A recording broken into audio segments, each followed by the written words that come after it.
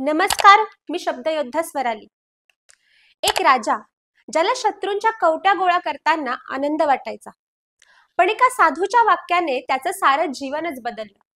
त्या गोष्टीला आज हजारो वर्ष उलटून गेली, पण ज्या धर्मात हे घडलं त्या धर्माचं एक तत्व आहे जे कधीच बदललं नाही। कालांतराने ते तत्व, तो विचार थेट मुंबईतल्या कोर्टात जाऊन पोहोचला।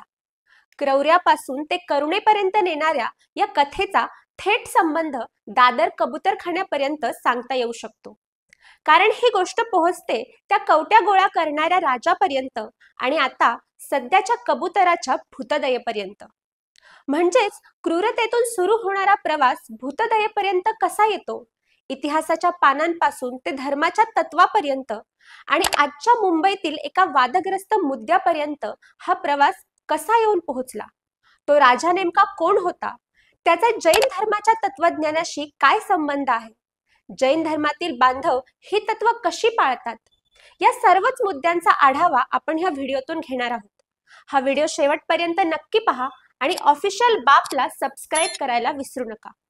ही गोष्ट जरी हजारो वर्ष जुनी असली तरी एक वाद जो अगदी काल परवाचा आहे। दादरमध्ये 92 वर्ष जुना एक कबूतरखाना आहे, जिथे जैन समुदाय रोज हजारो कबुतरांना अन्न देतो। ही एक धार्मिक आणि सांस्कृतिक परंपरा आहे, ज्याला जीवदया असं म्हटलं जातं।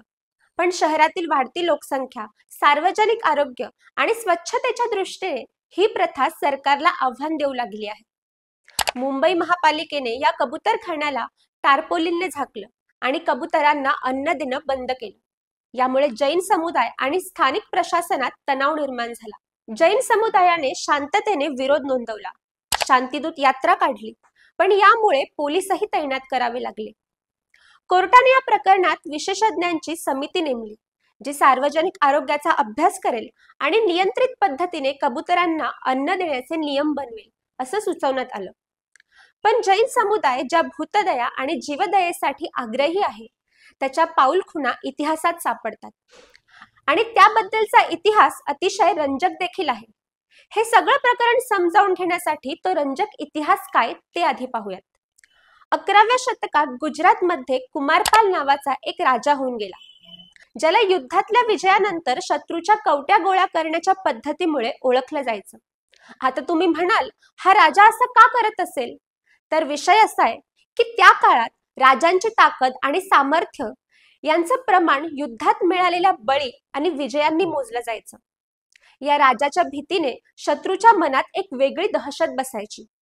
पण राजा कुमारपालांच्या या हिंसक स्वभावाला ब्रेक लागला आणि त्याने शांततेची वाट धरली। कुमारपालच्या जीवनात एक वळण आलं जे फार महत्वाचं आहे। एका कथेनुसार राजा कुमारपालला जैन धर्माचे महान आचार्य हेमचंद्राचार्य भेटले। हेमचंद्र हे फक्त धर्माचार्य नव्हते, तर एक बुद्धिमान तत्वज्ञ होते, ज्यांनी कुमारपालला अहिंसेचं महत्व पटवून सांगितलं। खरं सामर्थ्य म्हणजे रागावर विजय मिळवणं।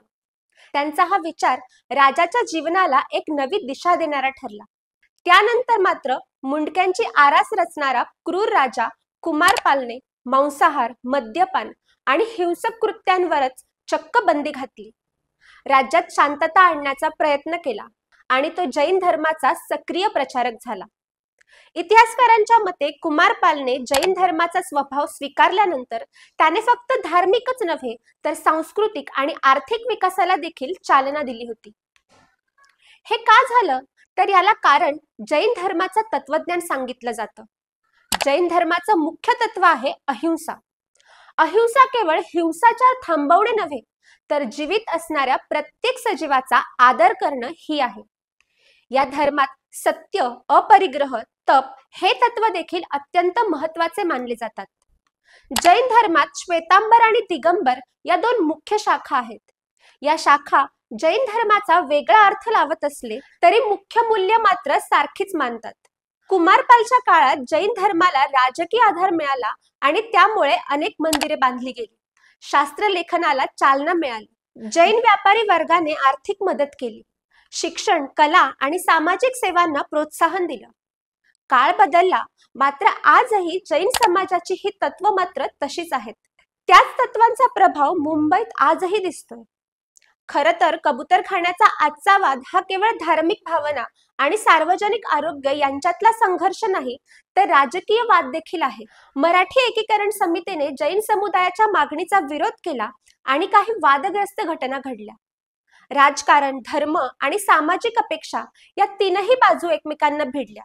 अशा परिस्थितीत न्यायालयीन निर्णय, प्रशासनाची बाजू आणि लोकशाहीतील सहिष्णुता यांची गरज भासते. 900 वर्षांपूर्वी कुमारपालने धर्माच्या शिकवणीने आपलं जीवन बदललं आणि आज मुंबईतल्या कबूतरखान्याच्या वादातून आपल्याला धार्मिक श्रद्धा आणि आधुनिक शहरी जीवन यांचं संतुलन समजायला लागतंय. तुम्हाला काय वाटतं? धार्मिक श्रद्धा आणि सार्वजनिक स्वच्छतेमधला हा संघर्ष कसा सोडवला पाहिजे? कमेंट करून तुमचं मत नक्की कळवा.